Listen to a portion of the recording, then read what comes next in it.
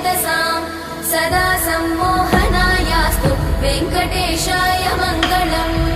नित्याय निरवध्याय सत्यानन्दचिदात्मने सर्वान्तरात्मने श्रीमद् वेङ्कटेशाय मङ्गलम्। स्वतः सर्वविदे सर्वशक्तये सर्वशेषिणे सुलभाय सुशीलाय वेङ्कटेशाय मङ्गलम्। परस्मै ब्रह्मणे पूर्णकामाय परमात्मने प्रयुञ्जे परतत्त्वाय वेङ्कटेशाय मङ्गलम्। आकालतत्त्वमशान्तमात्मनामनुपश्यताम् अतृप्त्यमृतरूपाय वेङ्कटेशाय मङ्गलम्।